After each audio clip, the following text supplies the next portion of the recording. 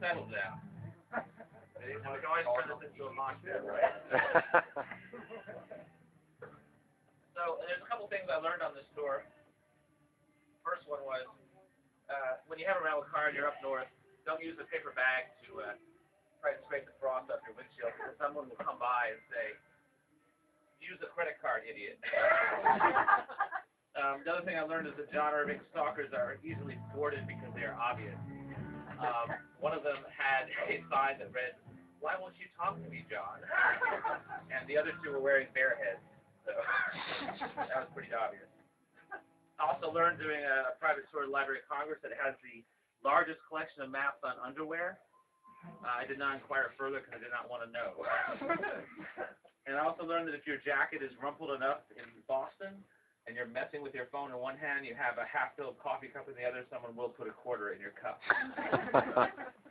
While I'm thinking about it, let me get a picture of you lovely people. Smile and kind of puff yourselves up to look larger.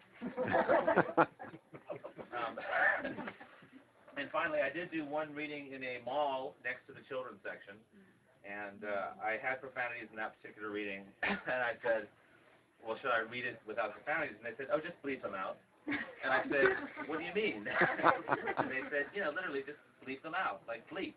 And I was like, no, I think I'll just take them out. I think that'll be sufficient. So those are just a few of the things I learned. It was actually pretty uneventful all the way through until now. It's always the last one that gets you, isn't it? So a lot of times people think that fantasy is not autobiographical.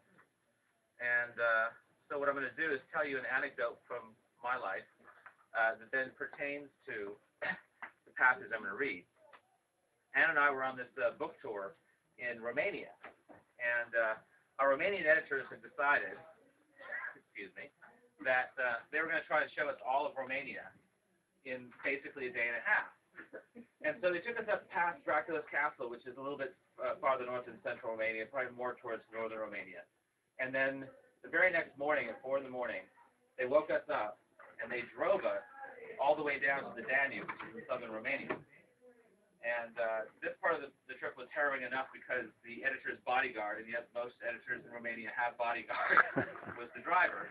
And his idea of driving was to drive in the opposite lane until there was a truck, and then basically kind of swan-like move into the lane next to the other lane at the last second. So by the time we got down to the Danube, we were pretty fried as it was. It was about 12 noon, about 110 degrees. And we get on this boat, which is an old Russian hydrofoil, about like 1970s, maybe 1960s. And we go into the center room. There's absolutely no way to open the windows, so the heat is even more excruciating. And there are deodorant trees hanging from the ceiling, like 100 of them, that have been there since probably 1970, and they're not doing anything to help the ambiance of the place. So we sit down at our benches, because there's bench seating in this boat, and after a while I hear this rustling sound. And I'm like, where is this? It begins to rise. Like it's something you don't notice at first because you notice the oppressive heat, the deodorant trees, and everything else. And so I asked my editors, what is the rustling that's coming from under all of our seats? And the translation comes back after the editor asked as professional cockroaches. And I'm like, what the heck is a professional cockroach? And it turns out that they were boxes of live cockroaches under our seats that were being brought to fishermen farther down the Danube, which was just fine, except that I have a pathological fear of cockroaches. Because growing up in the Fiji Islands, you would wake up some morning and there would be this crackling sound. And you'd be like, what's that crackling sound? I'd be like, oh, it's coming from my ear. And it would be a tiny roach. So this is a little unnerving, along with the heat and everything else. And it was very nice to not point out a couple of amateur cockroaches that were crawling across the ceiling. That had nothing to do with the fishermen. So we get going on this boat, and the first thing we noticed is the crew hadn't been very attentive because buckets and all kinds of other crap were just flying off the side as we picked up speed. And then parts of the boat began to fall off the side of the boat, like handles and lots of, rust and crap. So we're like, well, we can handle this. We got cockroaches under our seats, deodorant trees over top of us, 110 degrees, we can't open the windows. No problem. We can survive for another 45 minutes. So unfortunately, there was another boat involved because we get to the next dock, and we're not actually where we're supposed to be. We're actually at a halfway point. And we get on this speedboat. Now, there are like 10 of us with all of our luggage, which we've been lugging across Europe. And we're a little concerned about capsizing. The guy's like, no problem. We'll put the luggage in the bottom. We'll put your editor on all fours in front of you. And if you can assume this weird position and Anne can do this. But basically we're playing Twister on this speedboat. It was the most insane thing that I have ever had to do.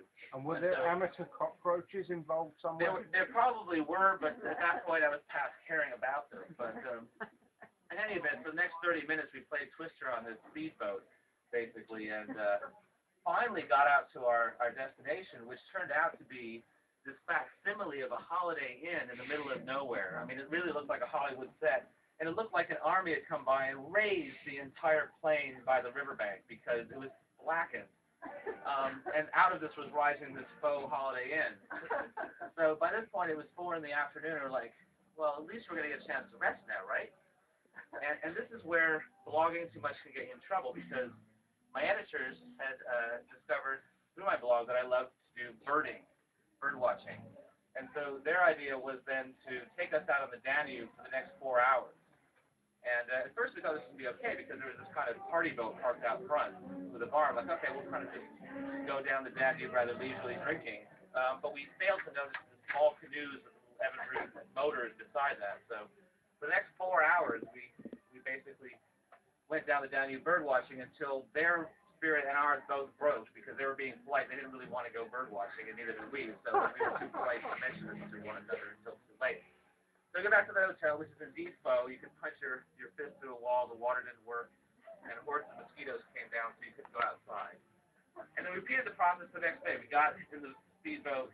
We played Twister on the speedboat. Landed literally in the same position on all fours in front of me, and then went back to the hydrofoil, which was in the same condition it was before, except minus the cockroaches. The problem was the Romanian Navy was doing maneuvers in the bay that we were supposed to disembark at. And so about a mile from the harbor, we got buzzed by an F-15, along with some other boats. And then kind of their version of the Coast Guard came out and told us to heave to. And just as an aside, the Romanian Navy that day consisted of 3 rescue destroyers, and I kid you not, 2 Navy SEALs in a dinghy being towed behind them by a small string. Pretty funny. So anyway, so we had to divert. And we had to divert not to just the shore, but to an area where there were these houseboats that were lashed together like maybe 15 or 16 in a row. And so the last part of our adventure, after all of this, which, was a very bonding experience with our editors. I mean, we're now lifelong friends with them because they've never experienced anything like this before either. We had to crawl through all of these houseboats to get to shore with our luggage. And then we had to haul our luggage another mile back to the city, so there were, of course, no taxis there. Why would there be? Not where you're supposed to disembark. So this is quite the experience. To the point where I thought it would make perfect fodder for a novel. And in fact, if I have my notes somewhere, I incorporated it into a scene in Finch. I had just a second ago. This would be the final thing, wouldn't it? No. And I think you'll see how it's incorporated here. In the middle there's, because, actually I'll tell you a little bit about Finch first. How about that? Standing on a ladder kind of diverts your attention a little bit. Finch is a noir fantasy novel about this detective John Finch, who, in a city that is run by these inhuman creatures called the Grey Caps, has to work for them, basically. Kind of think Paris during the Nazi occupation, and people who had to basically kind of either fit in or be killed. And so John's the detective working for the Grey Caps, these creatures that are taken over the city. And he's asked to investigate a strange double murder.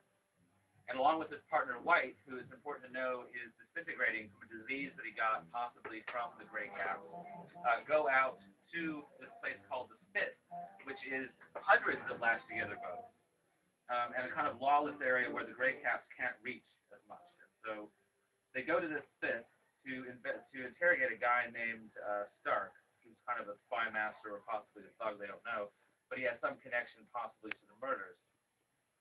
And